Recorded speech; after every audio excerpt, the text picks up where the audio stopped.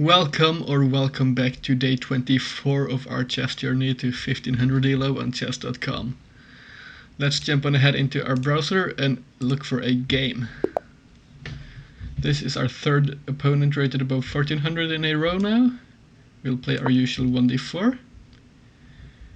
This is Tedino 237 from Cameroon.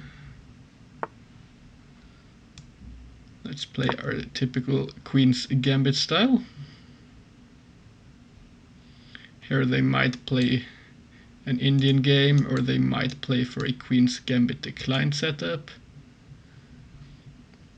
Perhaps even some kind of a Slav structure. This is something we've looked at recently, and here the critical approach is capturing. If they go up with their queen, we get a tempo, hitting it back, and if they capture with the knight, we grab the center.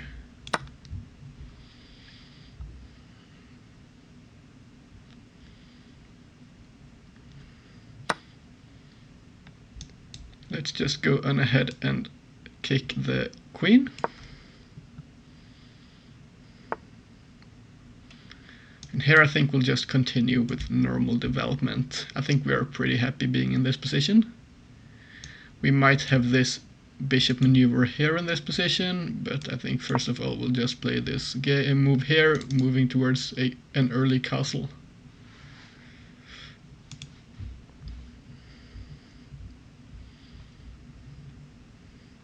So essentially here we are playing with two center pawns against one, and at the same time we have one more move played. It's essentially playing white with a 2-move advantage instead of a 1-move advantage. I'm curious as to what the exact evaluation is, but last time we looked at this I think it was something like 0.4 in favor of white. But I can't remember whether that was after the knight capture or the queen capture.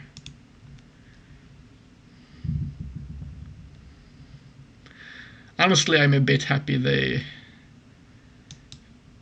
took here with the queen rather, because I wouldn't have been as confident playing with the two exposed pawns in the center, which would have been strong, but it would have left our pawns a bit weaker, as we wouldn't have been able to make a chain like this.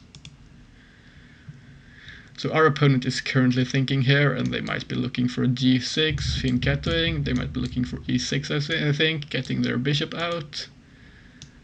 This might be a maneuver, or they might look for this move here as well. They proceed with e6. And here I think we could honestly... I would like to play bishop to g2 at some point here, but this move not only defends our pawn here on d4, but it also helps us develop our bishop. So I think this move is going to be pretty important here. But first of all, I think we'll play our bishop out and go for this usual pinning idea, which we can typically find in the Queen's Gambit. As this knight here comes out, we like to get our bishop out to pin it to the queen. So after we close up with e3, our bishop is more active than it would have been behind our pawn. They play their knight out, and now they are not really threatening this pawn, because we have two defenders. I'm liking the prospects of e3 here, and potentially even pinning their second knight, or we might play solidly and play our bishop to e2 afterwards.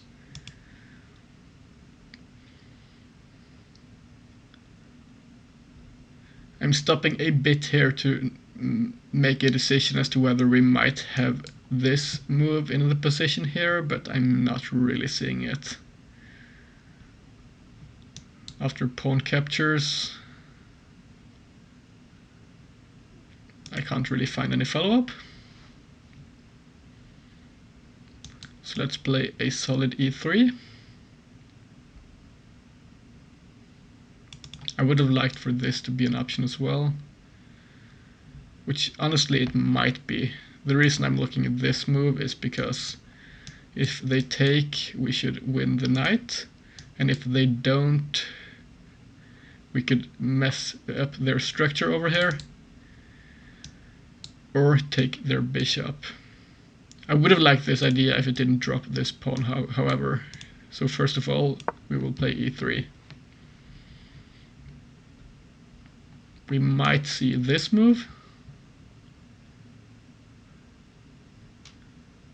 And what would we play in response here? I'm curious as to whether queen to b3 or queen to c2 is best there. I think it depends on what we are planning to accomplish. If the opponent here had moved their light squared bishop out, then we might have looked for this move. But I think this is a bit more interesting, as it might have some prospects of hitting the opponent's king. Alternatively, we could just hit this bishop, and if they take, we get a stronger center, I think. I don't necessarily mind this.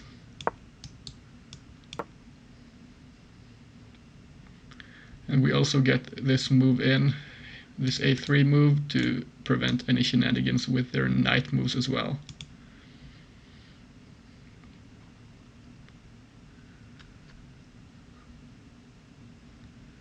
So here we are currently looking at moves like this, perhaps.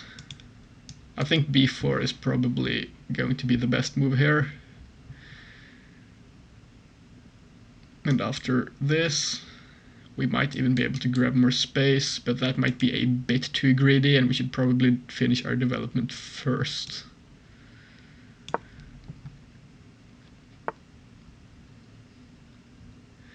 Here we could go ahead and grab the bishop here,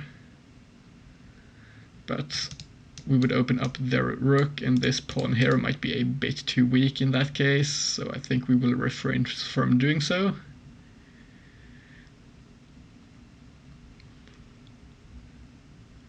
So we have to make another decision here. Where does our bishop go? Because I think it's currently time to move our bishop. It's going to go to one of those three squares here, and I think this is going to be solid in case of a pin here, but they have made their structure look slightly different from what I'm used to, so this is not really an option. This targets their king long term and has two powerful diagonals, I think. They can't really dislodge it here, but this move, this immediately threatens messing up their structure, and if they defend with, if we get this followed by this, then I think this grabs the bishop pair quite comfortably, because we would get this, this, this, and if we take here, then actually their queen would have captured, so they wouldn't be pinned. So I don't really think this is as good as I hoped for it to be.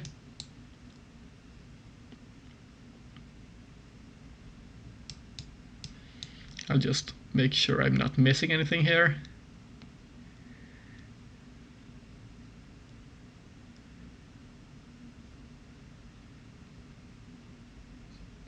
Let's have a look.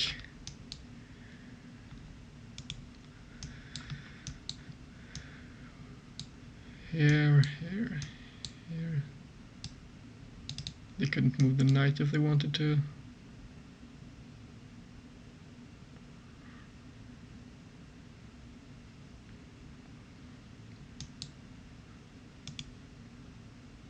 Honestly, I think we might try going for this, because we might at the very least force their pawns apart. They castle.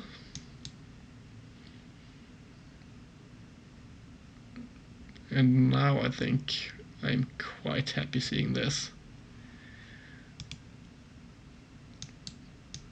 This would force this move. We would give up our bishop pair, and I think this might not be a very good idea, because all our pawns are in dark squares. but we might have an option of... Honestly, I think I like this a bit more the more I look at it, because this would give them doubled pawns where we control the squares in front of them, so they will have 2 immobile pawns there, and I think that's probably a good thing. And we could start targeting their pawns as well. Moves like this, for example, hitting this pawn, or even this move. Here we wouldn't want to take their bishop, because first of all it's horribly placed, it can't do anything where it's currently at, and if we take it, they would get their pawns back together. Let's start out, I think, with castling. First of all, we will have to see what happens here, and I think this is good for us. So we will castle.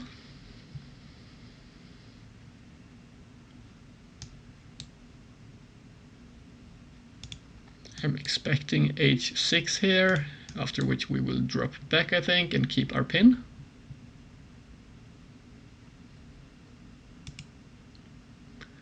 Honestly, our opponent's bishop here might be permanently jailed, because if they can't push their pawns, then they are stuck behind pawns all the time here. This is kind of interesting because of this double stack, they can't remaneuver going backwards. But it seems our opponent is preparing this pawn push, which in turn allows us to play against it. This would kind of mess up our opponent's plans, and also target this weakness here on c6. We might have other ways of targeting it. Moves like queen to a4, for example.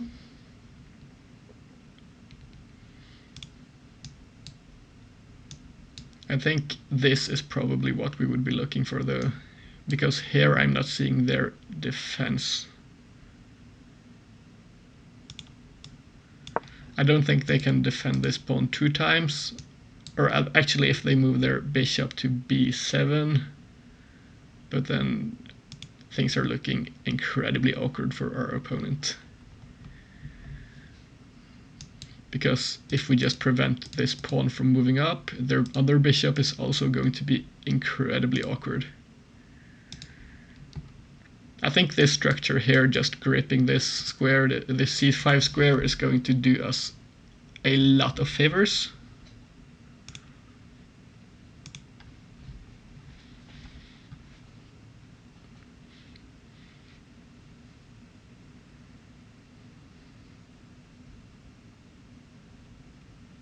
And we might even double up our rooks on the c-file here. One of our opponent's most annoying problems with their position is they would probably like to dislodge our knight here, but their knight can't move as long as it's pinned to the queen, and we can just keep this pin unless they introduce even more horrible weaknesses into their position. Well, they proceed to play this awkward move here.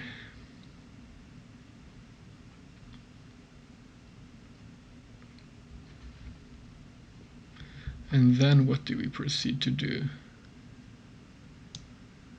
Queen to a4, and our opponent would have to respond with... This would be an only move, I think, if they want to defend the pawn. But then I think we could probably go ahead and mess up their pawn structure even further. So I'm honestly liking this a whole lot.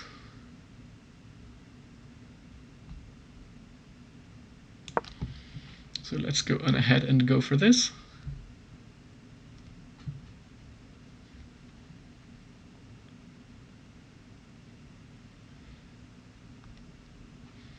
And if we just proceed to trade down afterwards, the endgame should be trivial.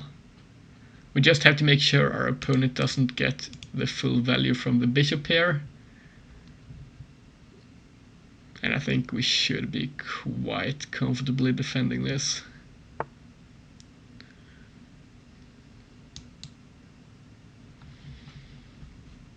Let's have a look at this.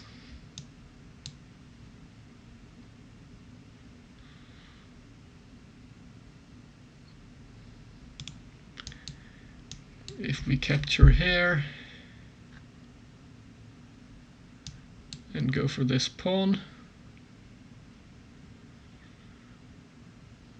and this move might try to trap our knight, but then we could jump out here and I think we would be fine.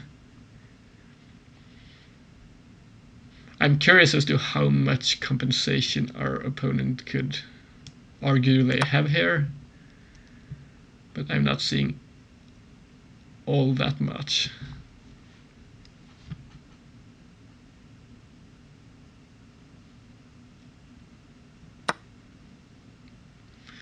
We could go for this interesting move here, knight to d7, forking their pieces, but a pawn is a pawn. I think we'll just go ahead and grab free material when we can. Do we alternatively have this in between move here? Then our opponent could just target this knight and we couldn't go for the pawn. So let's just grab material, grab all the material we can.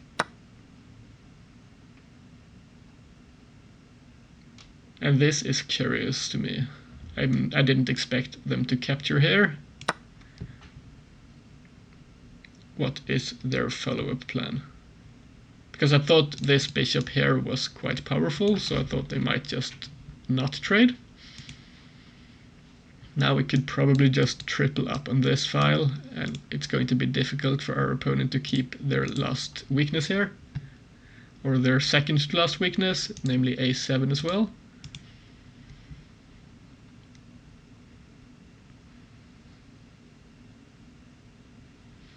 We are forking their rooks here as well, so none of them can move up at the moment.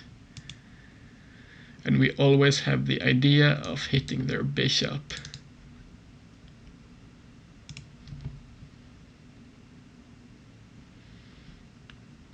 Which, honestly, it's still out of the game. I'm not seeing how our opponent could introduce their bishop back into the game. This move, I'm honestly not seeing a whole lot that our opponent could do here.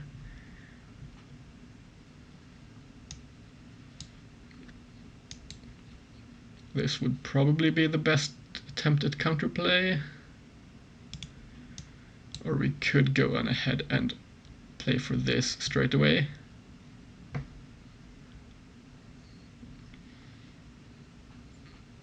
Because even if they play here,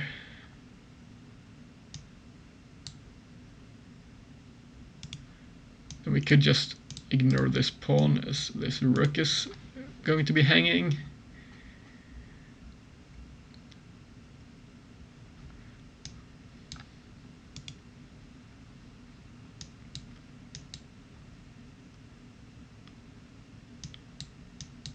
I think I prefer trading here actually over not doing so, because we want this bishop gone, so this last pawn here is going to be as weak as possible.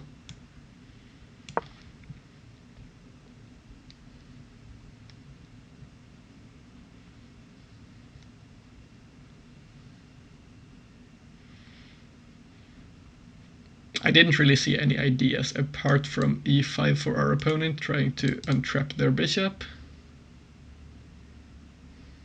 And this might have not been the critical idea here, going for their bishop, as it was currently trapped, but they had ideas of bringing it back into the game, which we didn't really want to see.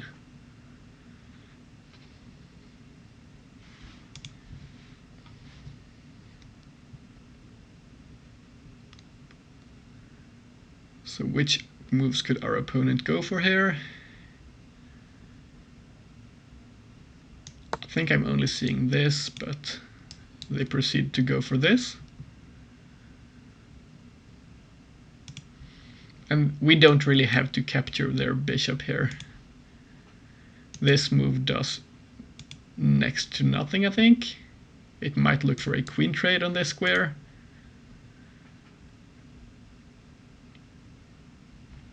So let's have a look at this. If we go here,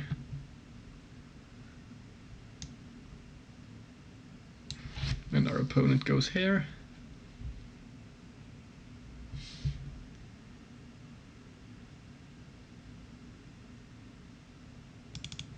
they would get the queen trade, I think.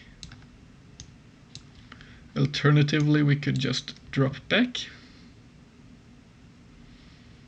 and then threaten this.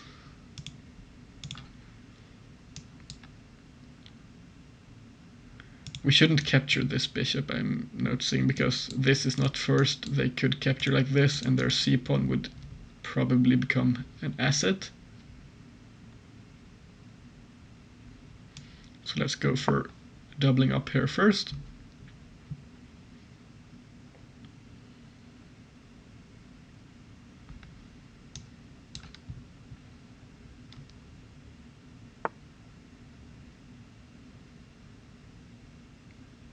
Honestly, I'm not understanding our opponent's moves right now. They're just moving their queen out and about and doing very little, I think. This move here only introduces the threat of infiltrating here, but we want to double up, so we would cut away their squares.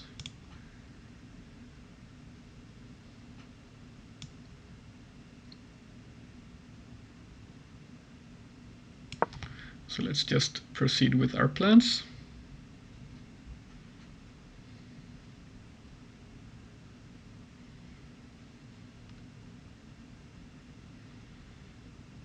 And honestly, after e5, I'm kind of tempted with the idea of playing d5. Trying to look for a structure like this.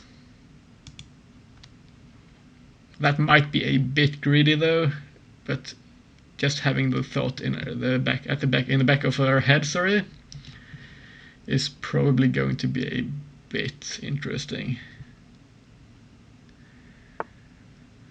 h5. It doesn't seem as though our opponent is looking to play e5 anytime soon. So we will just go on ahead and grab this file, or rather triple up on it.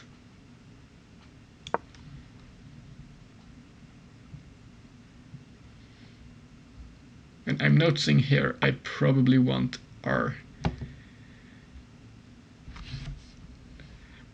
We wouldn't want to capture this bishop, right? Because they could capture like this, but alternatively we could try to go for this pawn straight away, in which case we would have to get our knight to this square, hitting it like this. But first of all, I think we want to block our opponent's pawn push. And then we will go on ahead and see what we are gonna play. I'm considering this maneuver, but doing so would temporarily disconnect our rooks and also give them this square for their queen.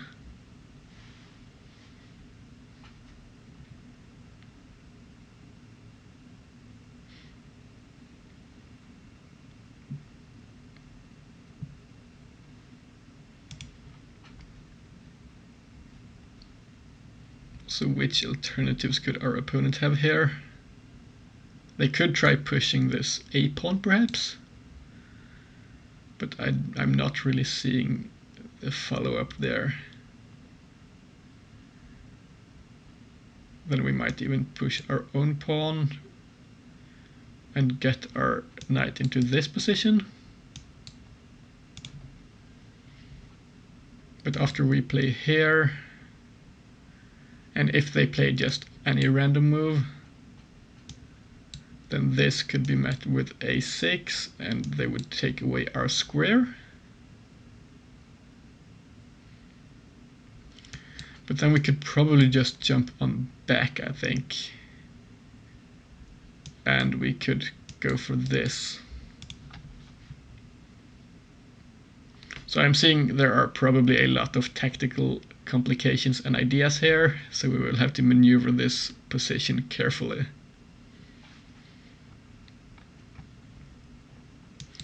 But I think the most critical idea for our opponent is probably still going to be e5, but they move their queen again.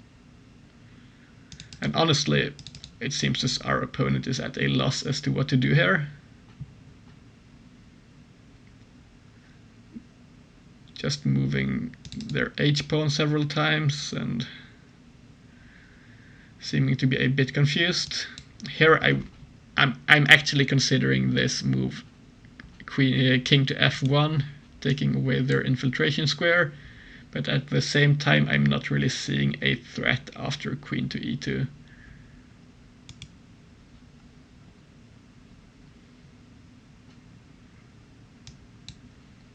Let's look at this line.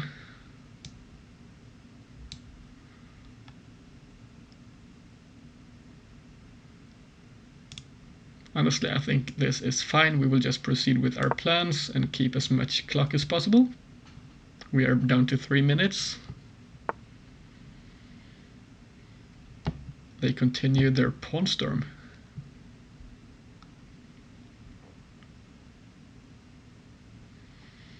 So is this dangerous or not?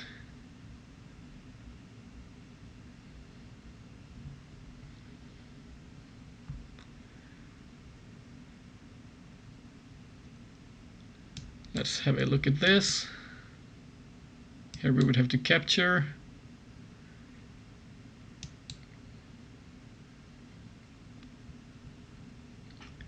It's looking a bit awkward, but not really horribly so. So I think we'll go on ahead with this. After g4, we are probably forced to capture. I was considering playing d5 just now to open up this for our rook, but we could do so afterwards and create a counterattack against our opponent's king.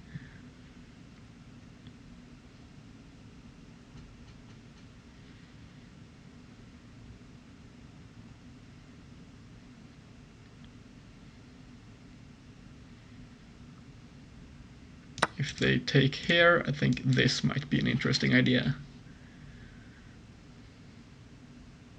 How would our opponent respond?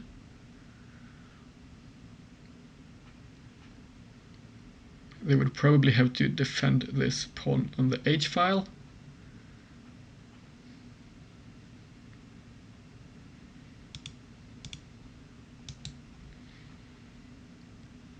Maybe something like this.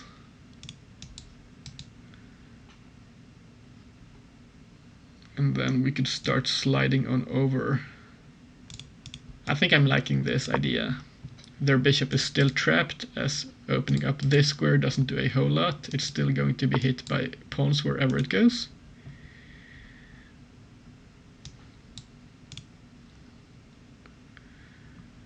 And now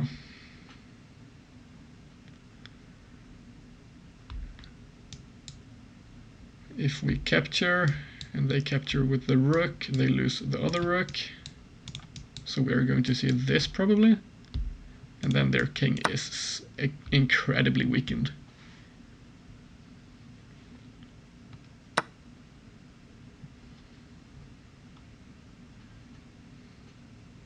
Now even playing this move seems interesting. And our opponent's going to have difficulties defending.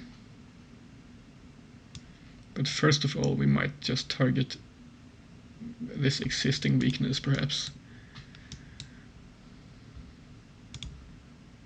Honestly, I like going towards their king first here, probably.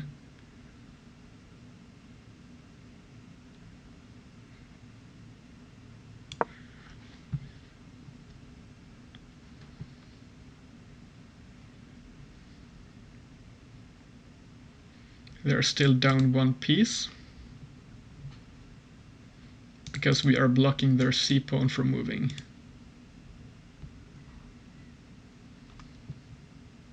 Here their only real option is probably defending this pawn here with their queen.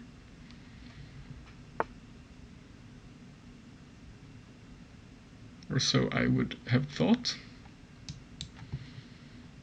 Let's have a quick look at this.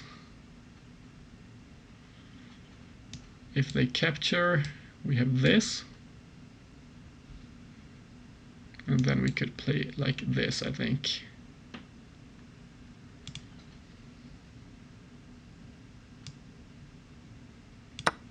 And if they don't capture, we are going to have this threat of a fork. This move we could probably just capture. In some lines here we might look at... Ooh, for a second here I thought we just hung checkmate. But we are keeping this diagonal here, as we talked about. So which rook are we going to take here? I think the critical move is actually taking this rook, so we can pick up this pawn.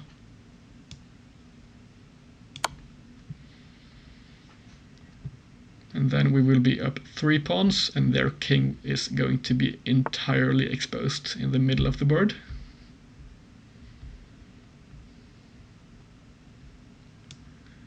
So let's capture this. Their bishop is still trapped, but not if they move this. Here I think we'll go ahead and check our opponent.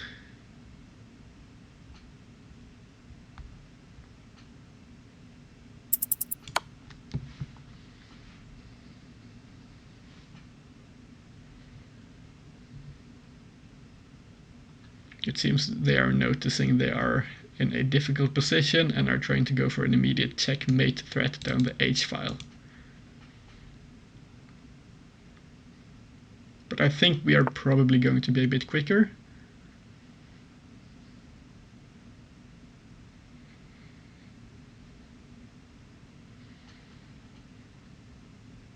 I'm liking this knight move, opening up our rook.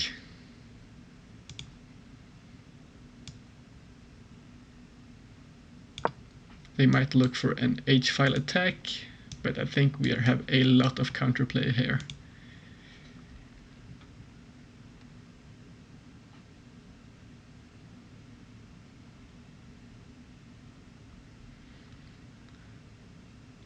And this square was probably instantly winning as well, this attack. I think I missed it. Or actually they would have had a king move that could have defended their rook, so it wouldn't have been that easy.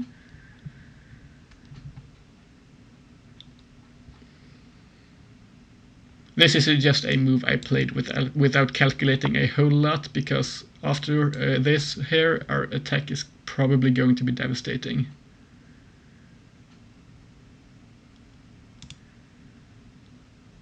We will just start with bringing our rook into the game.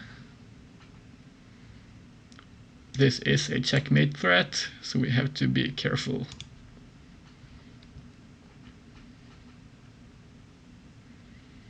But even just trading queens here, if we get the option of doing so, is going to lead to a decisively winning endgame.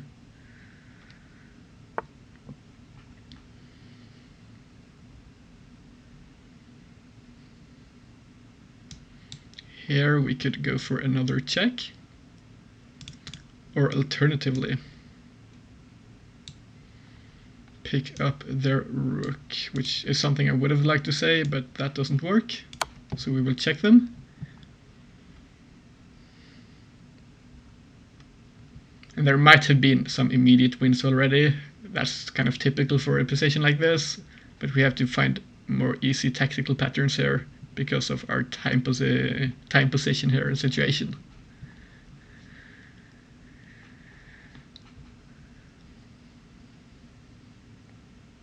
This would have been a funny continuation here.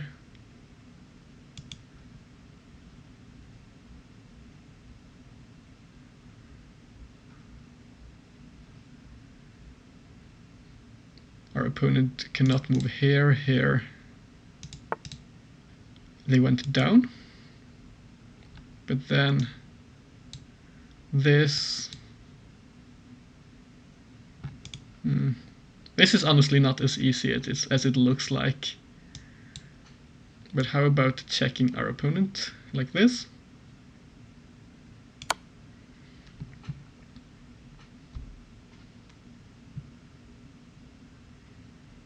They should probably be first to go to this square, and then this fork wins us the game.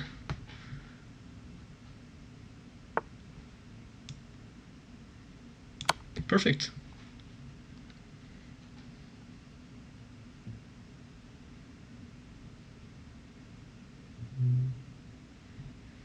I was worried about this because we can't capture with our pawn here. But if they capture, we have this, and we should be fine here, I think.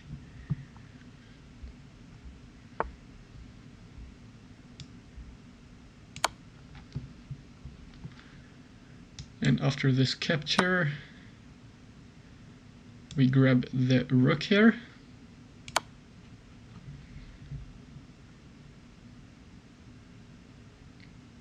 And this should be a trivial conversion.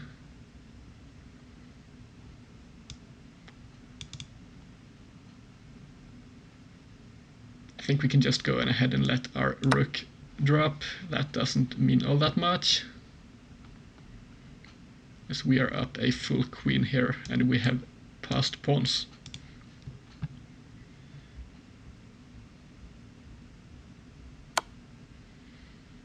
They go for this check. We will just move out of the way. And here I think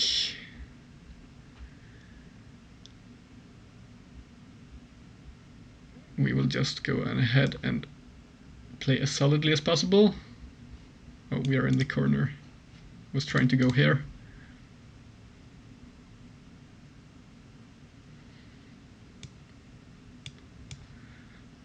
Yeah, let's just defend our pawns and then play for another queen even, or grabbing their pawns perhaps and promoting our pawns on the A and B files. With this move here we are threatening this. But honestly, right here our opponent doesn't have a lot of things they could play. And I'm looking at moving our knight out of the way here, and then just pushing this pawn.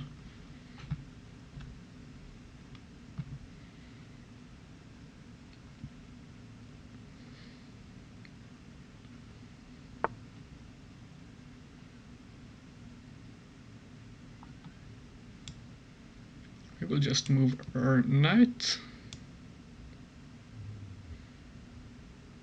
Doesn't really matter where we move it at this point. There is probably a quicker win here than just getting another queen. But this structure here is quite solid actually, and I'm not seeing a win with just checks. Here I'm just making sure we are defending our pawns while creating an easy way of winning.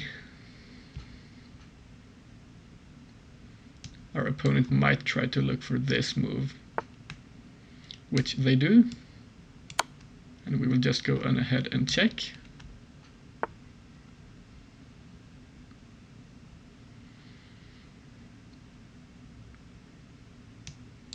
This knight move is interesting, hitting their pawn, and now their king is locked out. And here we might actually have a checkmate configuration. A4 versus this, and then this is probably checkmate. Yeah, it looks like it. A4, let's look at this again. This is forced, and this is checkmate. Perfect.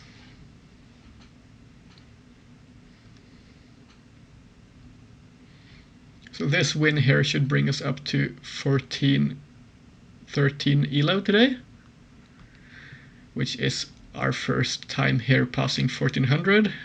So we are on schedule to getting to 1500 quite soon, actually. That's probably a bit too optimistic, I'll be honest, but the games have been going well lately at least, so I'm quite happy here. Let's jump on into our game review for today. Thanks a lot for the game, Tedinho 237 from Cameroon. And let's see where our two blunders today were played.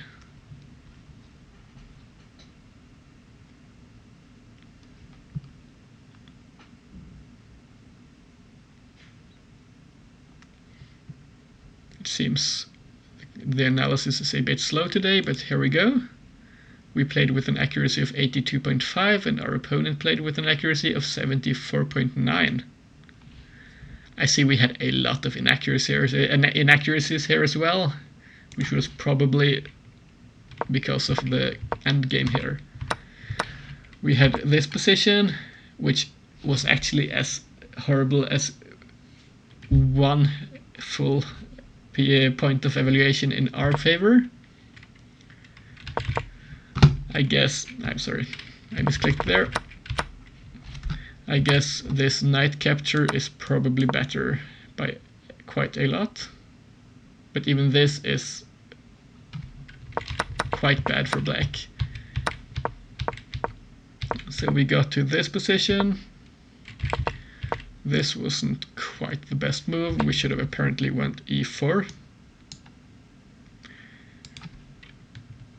Which I mean, I guess it makes sense. It grabs the center. That wasn't quite on my radar. This is defended by our other knight.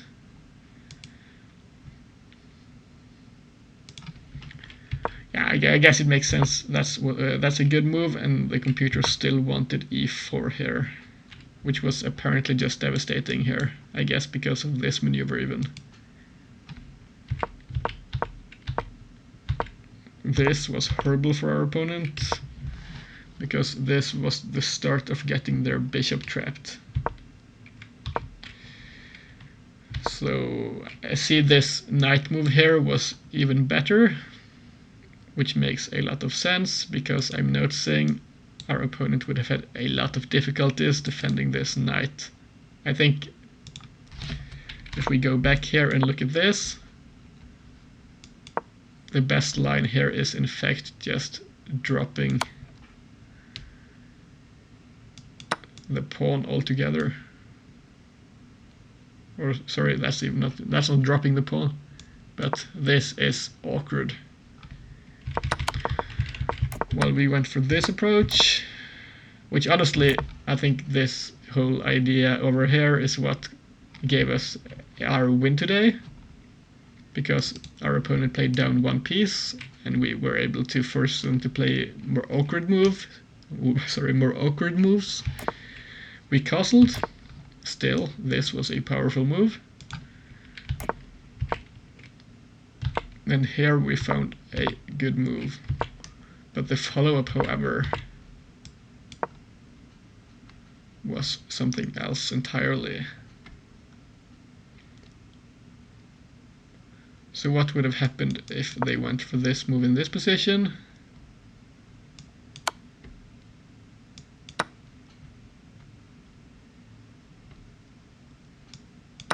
Oh, we would have just had a checkmating attack.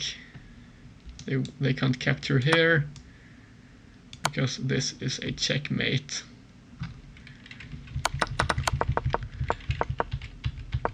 Well, we went in like this and made a slight inaccuracy apparently. The computer wanted to go back and just induce further weaknesses. We went for a more concrete approach, winning a pawn. Here we should have apparently pushed a4, grabbing more space and forcing our opponent into this position.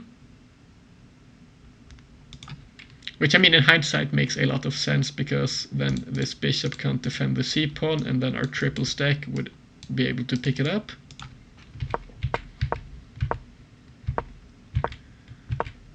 We got our triple stack here, and now I'm curious as to what we should have played.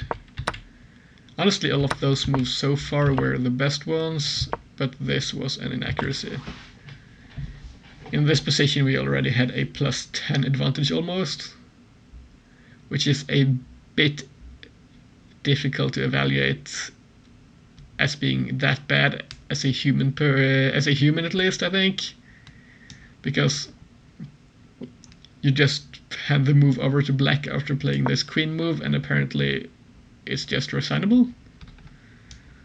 I guess we have this attack, so it's a bit more tangible after looking at the ideas of including all our pieces into the attack here. Well, we didn't see this and went for another approach, namely this, which cost us a lot of our advantage, because apparently here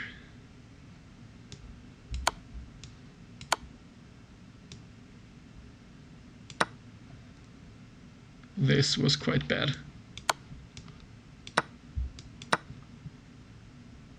This would have been decisively winning though, but I can see how this wasn't the critical approach, because we would lose our attacking prospects. We got to this position and found... I'm quite happy this was the best move actually, because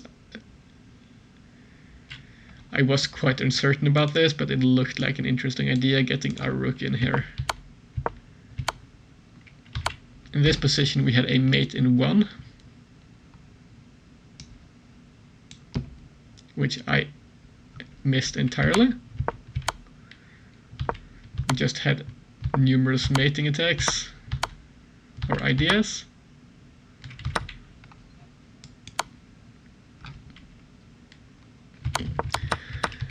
Yeah, I didn't really go for any of them, because with our time situation I just wanted as easy of a position to convert without any need for thinking. And after this move we had a mate in 1 threat and our opponent resigned. Well, that's our game for today, guys. Thanks a lot for watching, and I hope to see you all tomorrow. Bye bye.